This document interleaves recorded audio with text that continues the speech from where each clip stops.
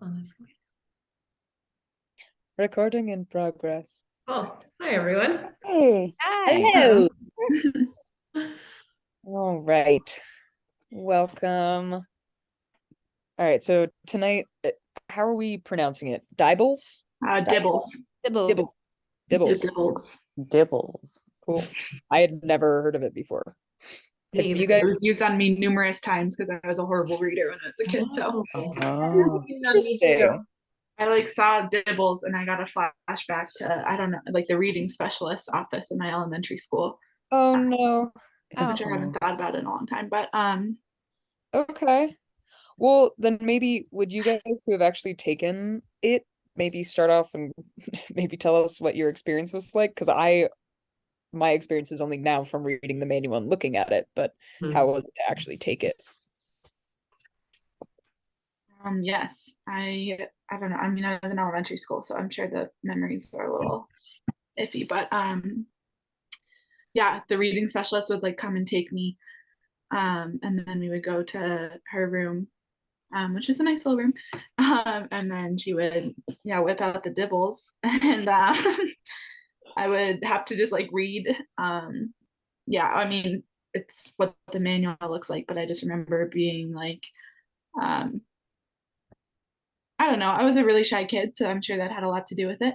Um, That's fair. being like pretty nervous about it, but also it was like one on one, so it was like not so scary in that way. And just like having to talk about what I read or like what I remembered or like going back.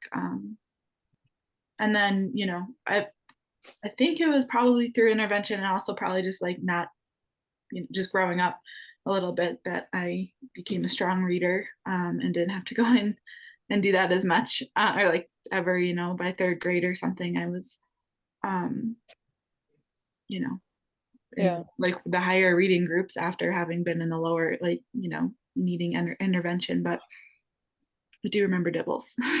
Very fair. Okay. But I don't remember it being like terribly painful or anything, like when we're looking at the Wyatt or whatever, I feel like Mhm. some of those could be like a little tedious as a kid. And I think the Dibbles was because like you had to keep going, um and like do multiple stories. And I remember being Right. like, okay, I want to go to the playground now, or like would love to go back to social studies, or yeah, because that's what I liked, or whatever it was. But not thinking it was like too terrible. Too Okay. much. That makes sense. Yeah, I remember taking this. I think I was in third grade, and I'm almost 100% sure my teacher actually was administering the test on me. And I remember I just remember thinking, I'm like, I don't know why I have to take a reading test because I considered myself a pretty strong reader, but I guess no one really knew about that. I think they were just worried that maybe I wasn't understanding things because I refused to talk in class. So that might be why. But I remember sitting through it and like it was really like nerve-wracking when I was reading, and I was just nervous because I had to speak in front of someone and they were like paying such close attention. And so she like every time I said a word and was saying something, she'd like be writing things down, wouldn't really make eye contact with me. And so I was just like, okay, I guess I'm just gonna do my best. And then every time she wrote something down, I was like, I wonder what she wrote. I want to see that. But it was Yeah. just nerve-wracking because I had to like, keep reading and like she kept writing and I just didn't know what was going on. I didn't find out anything after that, so Uh, yeah. um, We I were very similar children. well, I was gonna say I think that's kind of an interesting thing to like look at in terms of like other things we've talked about in our assessment course, like what is the actual issue? Like if kids just aren't talking in class, do they actually have an issue with reading? And like why are we automatically administering this test if we're like, okay, kids are just being quiet, like what other things do we look at first? So I think that's kind of odd. Okay. Um, so I just want to clarify with everyone, from what I saw of the documents, the only survey part that we were given to look at was the sixth grade like oral Yeah. reading fluency. And I'm Mhm. not seeing that in the manual. Are you? I didn't see that in the manual either, and that's what I was so there's oral reading fluency on page 30 that talks Mhm. about like general oral reading fluency. Yeah. But I didn't it only goes up to third grade in the manual. Yeah. I just noticed So it too. Yeah, I uh was confused about that. I was kind of surprised to see that, like, yeah, that it went up that high. Like that it was administered for that long because I just thought of it as more of like an elementary school type of test. oh, But that Mhm. Colleen, sorry, I wanted to go back to your point really fast about like, who's getting these tests. yeah. And like I hadn't really thought about that before, but like my like problem was like reading out loud. But or one of the problems that I like the one of the main ones. But yeah, if I Yeah. was just really shy, that's probably what was going on, was like not, Right. and maybe I was a little bit delayed in the reading or whatever, but it's probably more that I just like didn't want to talk Yeah. in I front of also people. there are a lot of kids who read a lot better in their heads than they do out loud. Like we all trip over our words when reading out loud in class. Pretty much anyone, no matter how good of a reader you are, like it just feels different when you're doing it out loud in front of other people. Mhm. So it's kind of an odd uh form of test in terms of reading, but I guess like that sort of brings us into the point, like what do we see as the usefulness of this measure? Mhm. I do one thing I thought that was cool when I was looking through the manual is I like that it it has those little like graphs of like different age, like it has like the different grades.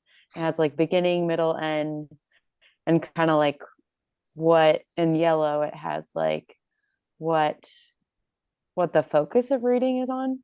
Mhm. I thought that was kind of cool and kind of like developmentally appropriate. I would assume that those would be like the interventions that would tailor to that. So yeah, I like that. Um, Yeah, I liked that too. I always like visuals, and I also feel like I like the way the like the administration directions are laid out for each like sub measure. I found it a lot clearer than the whisk and the Wyatt, and how like it's like very bolded and looks a little bit easier to administer. Um, yeah. yeah, I liked that about the manual. Oh, sorry to interrupt. I also really like that you can actually tell the kid what if they're like tripping up on something, you can like tell them, oh, this is that, and then like let's move on. Yeah, Like, Mhm. and rather than letting them sit in their yeah. mistakes. Feels a Makes little more bit more human. like natural, like teaching reading rather than just like testing and making the kid feel really uncomfortable. Mhm. That's true. You mentioned like the whisk and the Wyatt and that kind of thing. How do we feel about when you're kind of looking at the scoring process for this, like as we're administering this test, like because it's oral reading, just like the way that you score like missing words or like the number of words that they get or like the retell factor, how do we feel about the actual administration of it? I feel like this one would be hard when you're working with students who have an accent.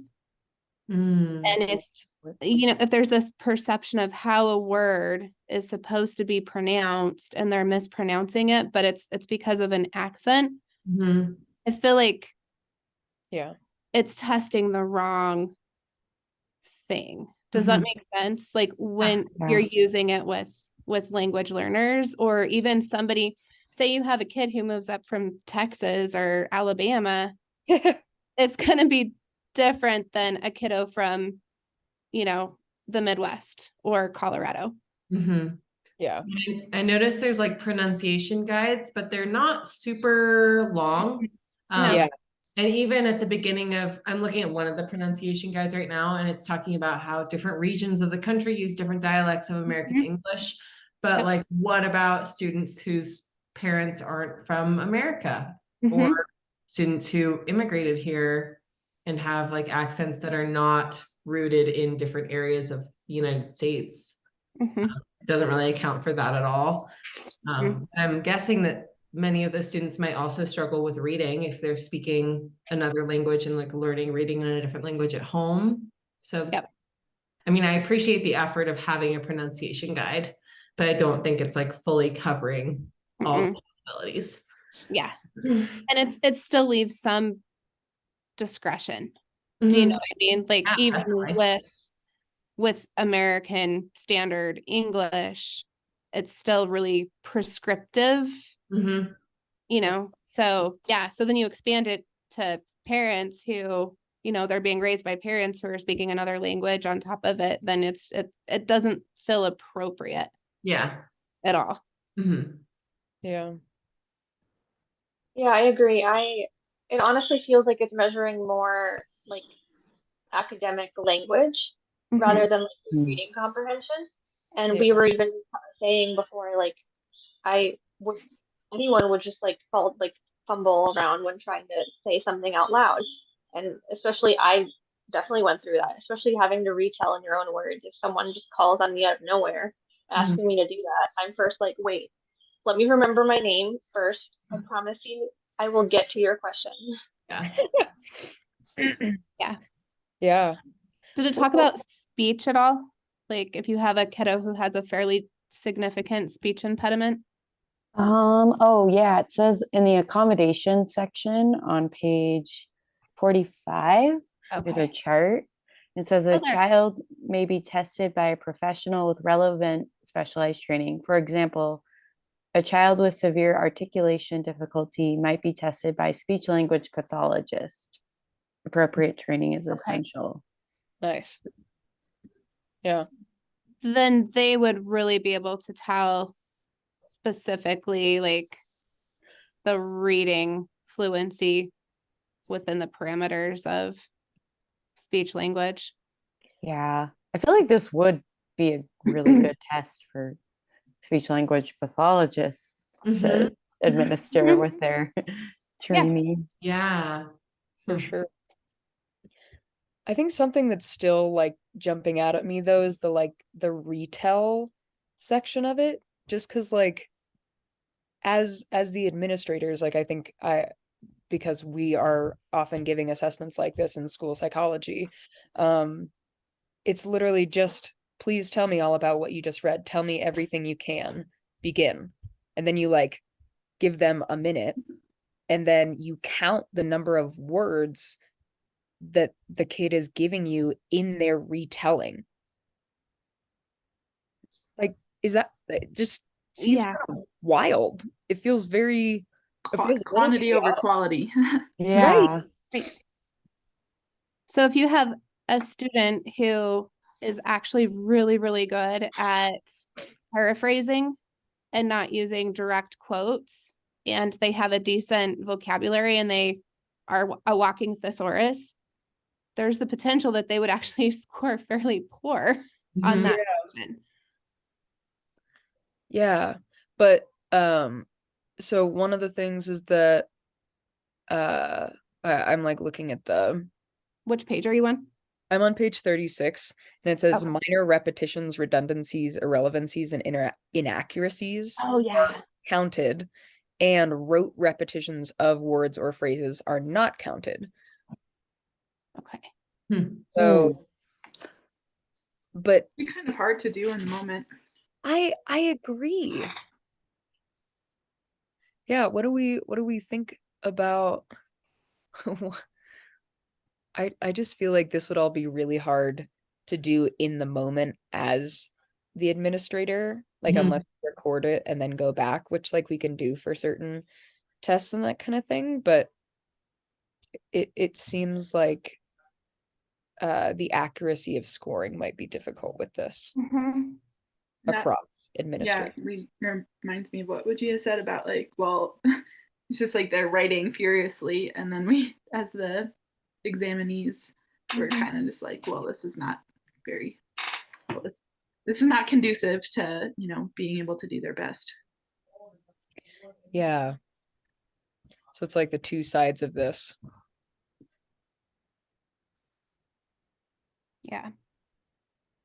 I guess my other question, so like obviously there's this entire manual and it encompasses other things aside from oral reading fluency. Like it has the nonsense word fluency, it has like the letter sounds and that kind of thing, phoneme segmentation. Mhm. Why do you think we were only given the 6th grade oral reading fluency to look at? Hmm. It's a good question. Especially because 6th grade is not mentioned at all in the manual. No. Yeah, it's interesting. Huh. Well, I guess I probably wouldn't administer this if I didn't have the manual with the right grade. Right. There you go. Yep. Very fair. Good. Good practice. Got that. Just like ethics class, I think. Gotcha. We actually give it to. Yeah, well, even on the very first page, like literally of the manual, it's preschool through 3rd grade. Mhm. Yeah. I just feel I like wonder I'm if there's another manual. I mean, I guess there has to be. Yeah, there has to be.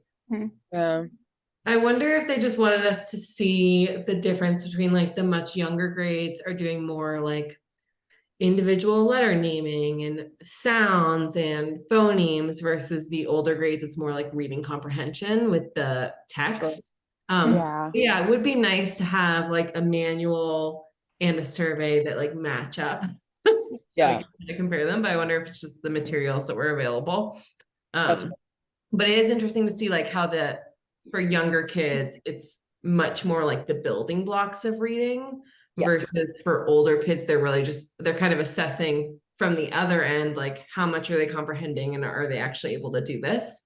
Yeah. Yeah. Which seems like it makes sense based on all of the other things we're learning in our other classes in terms of how we learn and process like our reading skills and that kind of thing. Right. I would be curious to see, like, I'm thinking about, I had a patient a couple weeks ago who was 11 and could not read at all.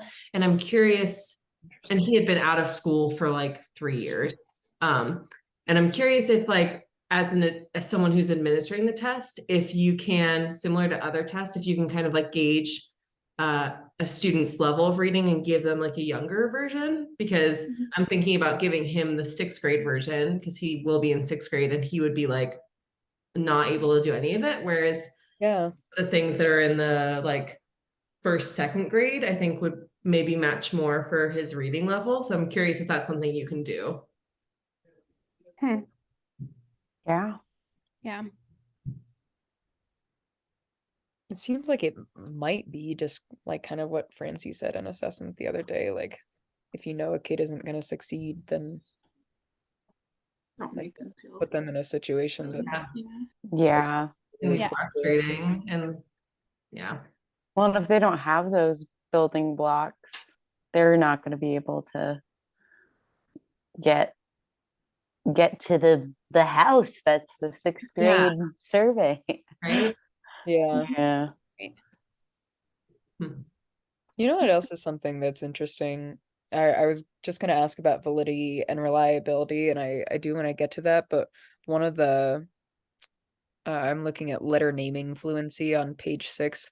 It says students are considered at risk for difficulty achieving early literacy benchmark goals if they perform in the lowest 20% of students in their district.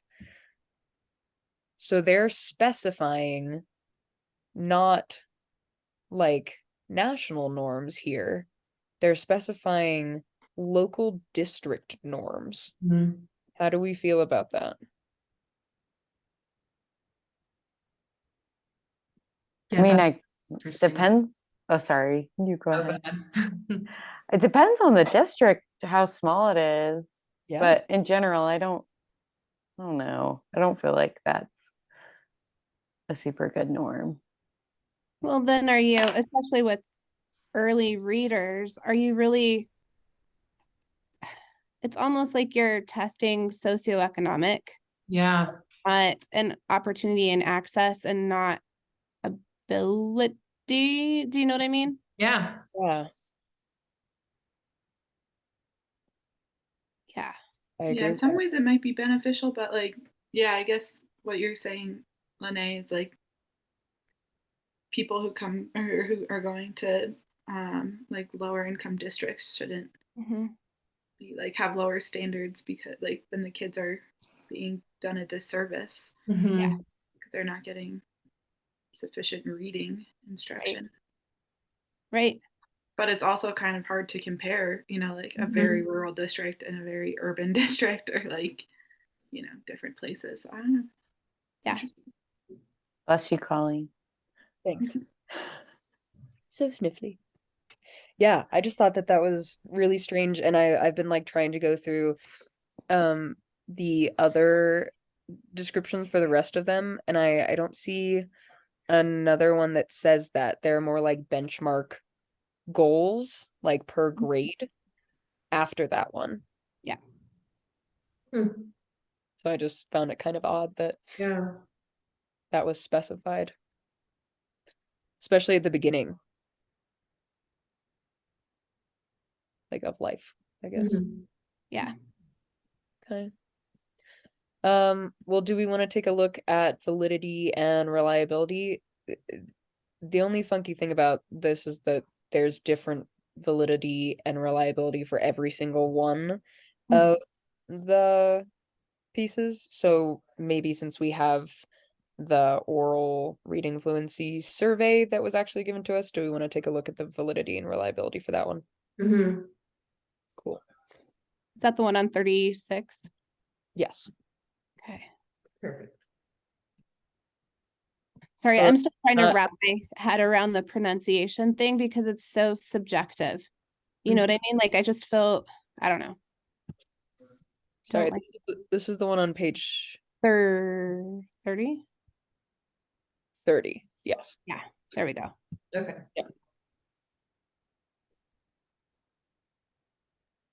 Yeah, and even at the top it says Dibble's oral reading fluency is intended for most children from mid first grade through third grade. Mhm. Just like so thrown off by the sixth grade thing.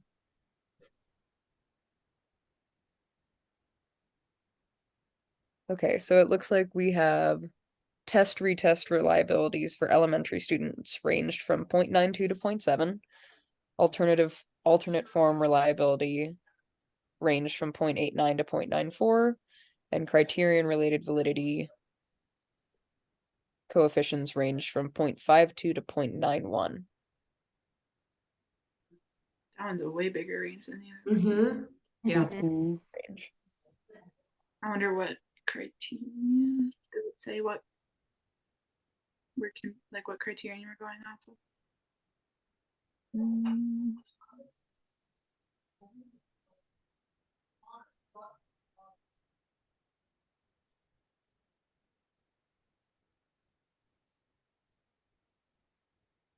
I guess it's 8 separate studies, but Yeah, and it also says from the 1980s.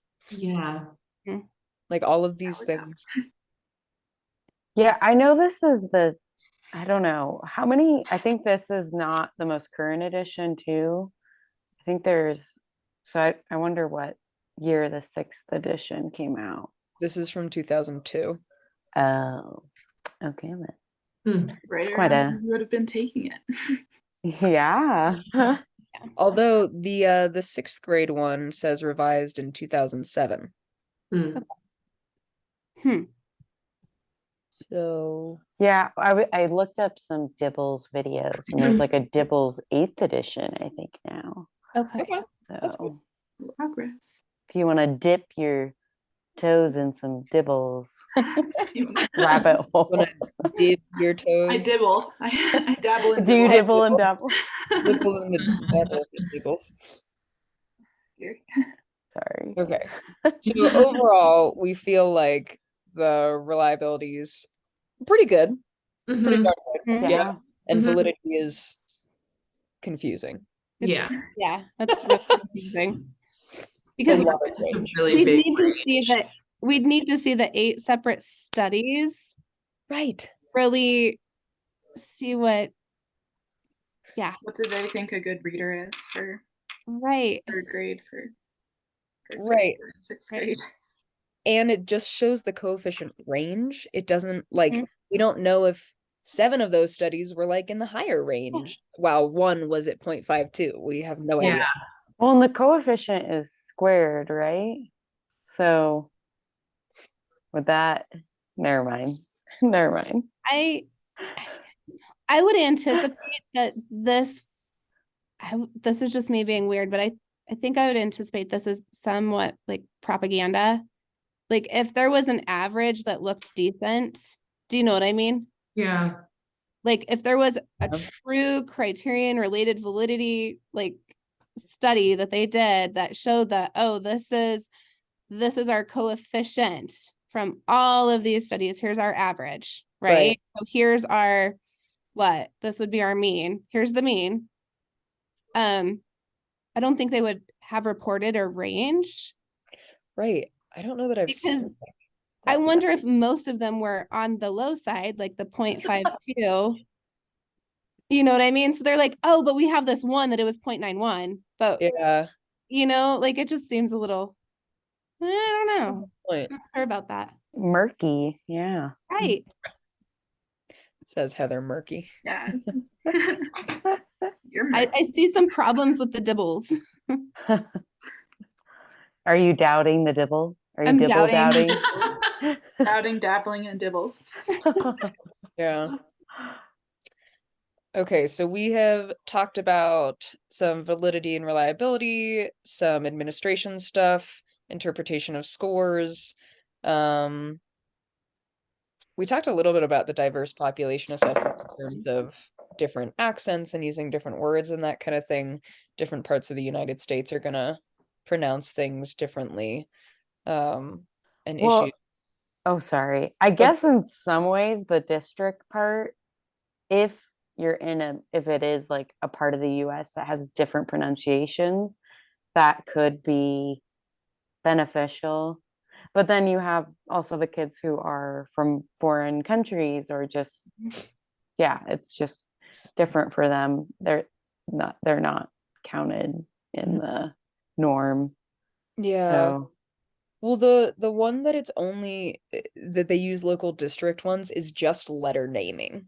So oh, that shouldn't have anything to do with how kids are gonna sound. It's literally just like naming the letters.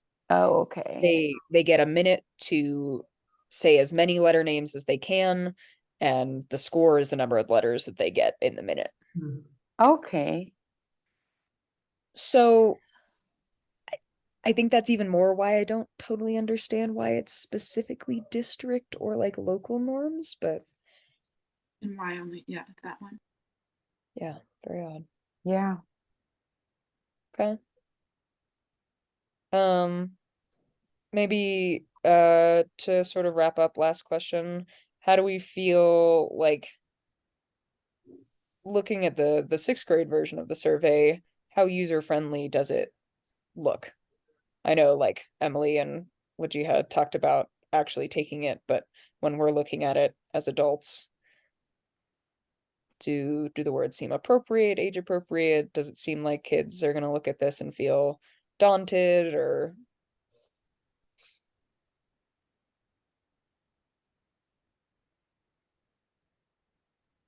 I mean, I think from a perspective of 6th grade reading level, it looks appropriate. It looks easier to manage from our perspective than the Wyatt, or not the Wyatt. What is it? The Waste. What were we working with? We're working with the Wyatt Right. on Monday. Yeah. Like that was just no, like I feel like this is easier to administer. Mhm. Yeah.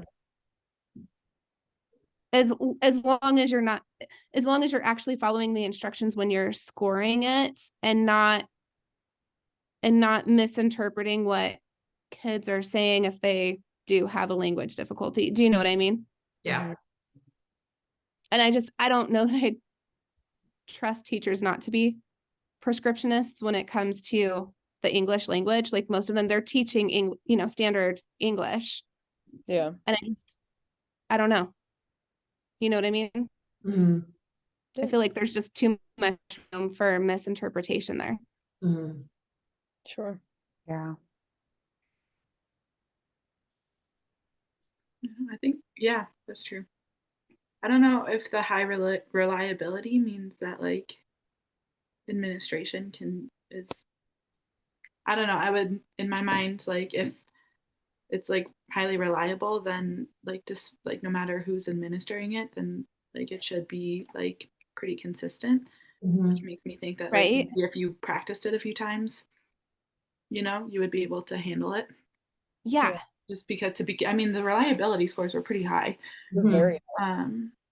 Which Yeah. does make, that's if it's a one-on-one test, then it has to be at least somewhat standard in administration. Right. It's kind of what where my mind goes. Because it was test retest on the same students, right? Yeah, what part of it was. Let me see that again. Age 30. So test retest reliabilities for elementary students. Yeah, it was still 0.92 and 0.97. Yeah. And then the alternate form reliability also was really good. Yeah. Okay. So maybe not. Maybe You just take some practice. right. Especially with the scoring part of it. Yeah. The validity is still confusing though. Mhm. I want clarity on the validity. Me Yeah, I too. don't like a range. Me I wonder either. if it's just because like, in the US the standards are so different in every state. That it's hard to like know, where should a kid be in Mhm. Massachusetts is going to say something that's very different than like Idaho, and so maybe Yeah, that's a good that's point. one source of Yeah. the disparity. Yeah. Yeah. Yeah, that's a good Know point. what the reading level should be. Sorry. Yeah, I mean, it should definitely be more standardized or have higher standards for everybody. But Yeah. Does anybody have any questions, either like that you want me to bring to Dr. Leach or Angela after this? Mm-mm. I mean, I would kind of like to know like why the specific survey versus manual were given when they're like not actually related. Mm, Just like a little confused, like what the purpose of that is, and yeah, obviously in like a very kind, curious way. yeah. I'll put that in our little chatty thing on And also, Canvas. and also maybe the purpose of validity ranges. Yeah, Yeah. Yeah. that's a good one. I'm gonna write this down so I don't forget its validity. No. Trying to do a play on words, but it wasn't valid.